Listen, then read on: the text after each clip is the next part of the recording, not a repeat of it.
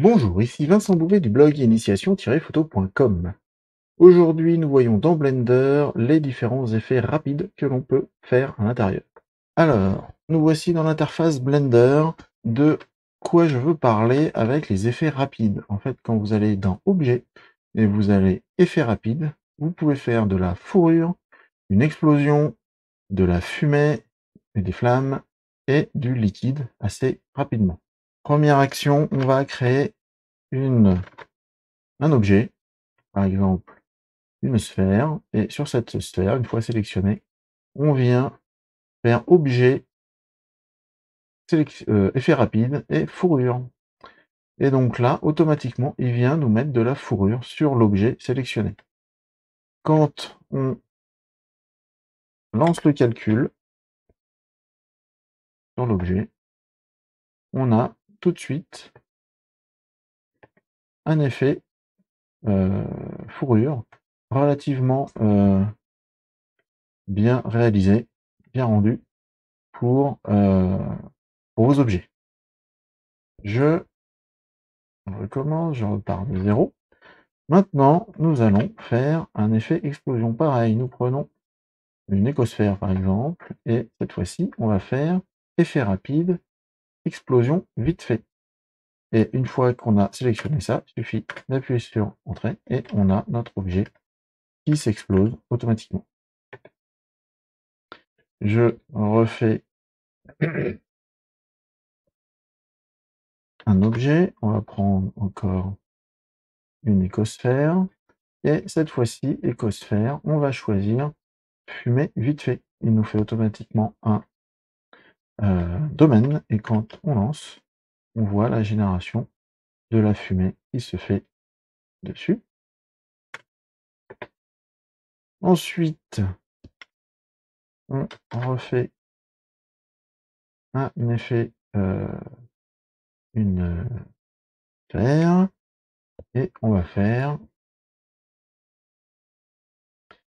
un liquide, et là, cette fois-ci, on lance, et on voit le liquide qui tombe dans le domaine ici. Voici les 4 effets rapides que l'on peut faire. Alors évidemment, là, ça se fait très facilement. La plupart du temps, on veut modifier et adapter ce que l'on a à faire.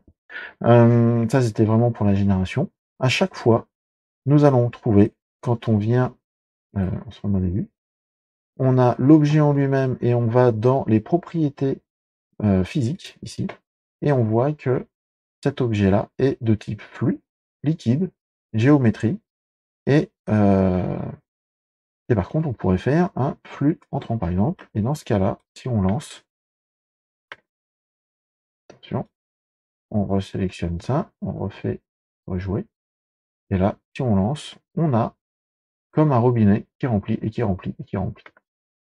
Le domaine étant le lieu, l'espace dans lequel la physique est calculée, plutôt que de le calculer dans tout l'univers de Blender, ce qui serait beaucoup trop long, c'est dans un domaine limité. Une fois que ça s'est fait toujours dans le domaine, là on a calculé un écoulement, et ensuite on peut calculer le mesh, et on va refaire tout, et on vient calculer. Et donc là je calcule l'effet de remplissage, et en même temps je suis en train de calculer le mesh, c'est-à-dire le volume 3D qui va représenter l'eau dans le cube du domaine. Et voici, et quand on relance, on voit vraiment cette notion de volume, et on a cette eau qui est vraiment sous forme de volume. Dans cette vidéo, je ne viendrai pas détailler l'intégralité de tous les paramètres, hein, c'est juste pour vous montrer rapidement les possibilités que l'on a. Dans la partie fumée, fluide, c'est exactement la même chose. Alors ce que l'on peut voir quand même assez vite, c'est lorsqu'on fait de la fumée, alors effectivement, il nous rend de la fumée. Mais si vous choisissez dans le domaine, non pas, si vous choisissez dans l'émetteur, non pas fumée pure, mais fumée plus flamme, là, vous allez aussi avoir la notion de flamme et de torchère dans votre effet. C'est ici qu'on vient choisir en sélectionnant l'objet flux et qui vient nous faire ça. Là, j'ai les flammes et la fumée tout court ou le feu tout court. Et là, je n'ai que... Ça marche pas. Je vais revenir sur le domaine. C'est lui qui contient. Et là, je n'ai quasiment que les flammes avec très très peu de fumée.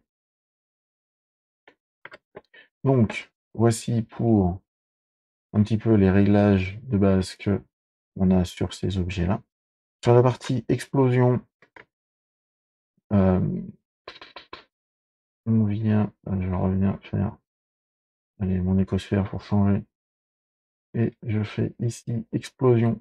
Et là, quand on vient faire explosion, on a une petite fenêtre et on vient lui dire en combien de morceaux on veut. Donc, si on veut 500 morceaux, une durée de vie des objets, et on vient de faire ça et on lance. Et effectivement, on a un objet qui est complètement détruit. Ces objets-là, en fait, correspondent à un système de particules, et c'est le nombre de particules que l'on a défini au départ. Ensuite, pour finir, notre effet fourrure. Donc je reprends ma sphère, l'écosphère, on prend notre effet rapide fourrure.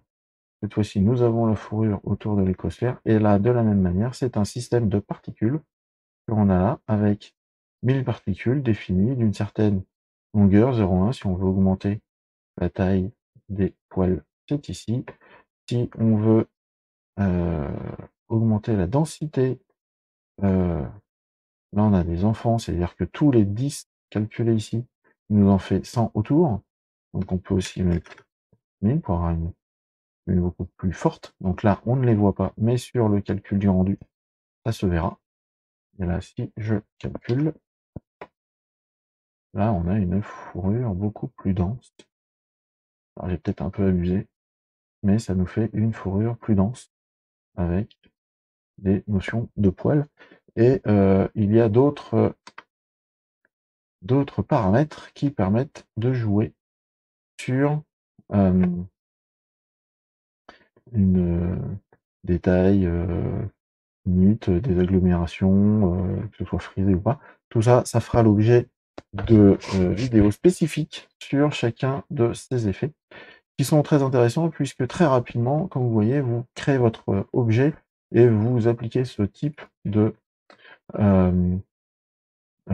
d'effet rapide, et très vite vous pouvez donner quelque chose d'un petit peu plus vivant à une scène qui serait trop statique.